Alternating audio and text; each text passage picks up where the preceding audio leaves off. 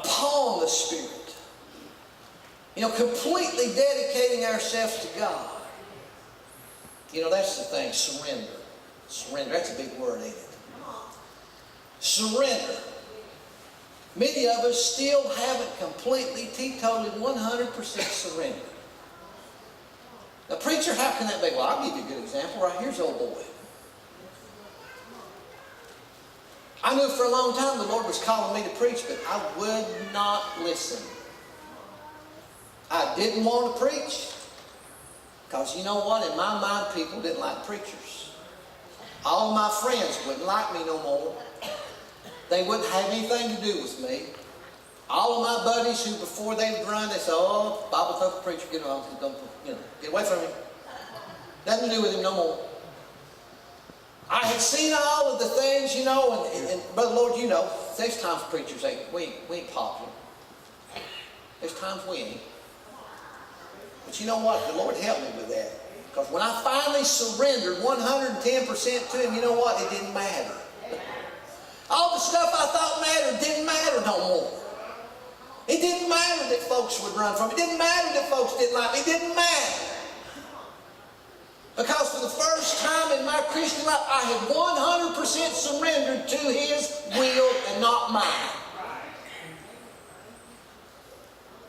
Many of us won't surrender. Well, preacher, I think about the Lord preaching the other night.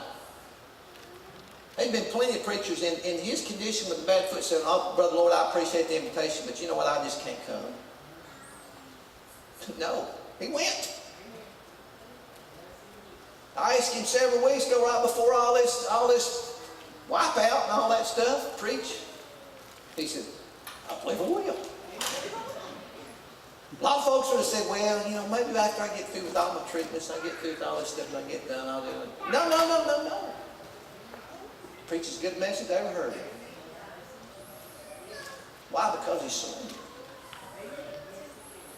Many of us, we just want to surrender to the Spirit. Well, I'm just, there's just so far I can go, preacher, You'll just be amazed when you surrender how much more your capabilities increase. Many of you, I know some of you are quiet, and some of you have a hard time testifying. Some others, not so bad. You don't have a problem. When you surrender and the Holy Spirit gets out and you look at it. I'm going to cut loose. But you know what? When you surrender, and absolutely the Spirit will guide and direct you and will give you abilities and capabilities that you never knew you had. Hard to believe, but when I was looking, my mother sitting right here will tell you, when I was a little boy, somebody asked me my name. I couldn't look at them in the eye. I couldn't tell my name. I was so bashful and shy that I'm like, they'd ask my name, my face turned. It embarrassed that just to say my name.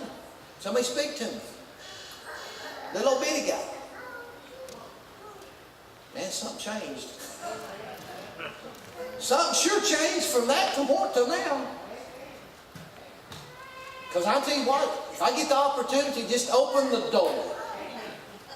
Just give me a crack to get my toe in. My principal over here, soon to be ex-principal, 25 more days. Praise Jesus. That last day, I'll tell you what, I don't care what they say to me, what they do to me. September the 28th, they cannot wipe the grin off my face. He likes to give me a rough time. He says, well, if you get that microphone, you just don't want to relinquish it to nobody, do you? You just want to talk, don't you? I said, I got a problem with that. I know. I like to talk. And God has enabled me from the day that when I was 5 or 6 and now I ain't got a problem. They say, hey, preacher, would you like to say what? Sure. Sure will. What do you want me to say? Give me some time. Give me some room. The Holy Spirit, upon the Spirit, completely dedicate ourselves to God to witness, to serve, to live an example for others to follow. Ooh, an example for others to follow. Mercy. You know, many of us, the example that we're showing is not good, is it? You know, I've told this story about the lady who told me one time, she said, I'd go over to church where you're going, but there's too many hypocrites. And I said, we got room for more. She didn't like it too much. But it was the truth. But you know, I guess she had a point, because there was many folks, and the example that they were leading wasn't a good one. You know, we need to be loving people, because how many of you ever heard this right here? I've heard this so many times, especially as a pastor. Lord, I know you've heard this. Where somebody said, well, preacher, I'll tell you, if old so-and-so's going to make it, I ain't got nothing to worry about. I live just as good as they do. I don't, and they start telling you all this stuff. And you know what? A lot of times you're just like, oh boy, how do I answer this? Normally I'll say, well, let me tell you what, your relationship's between you and God, not you and God and that other person. Okay?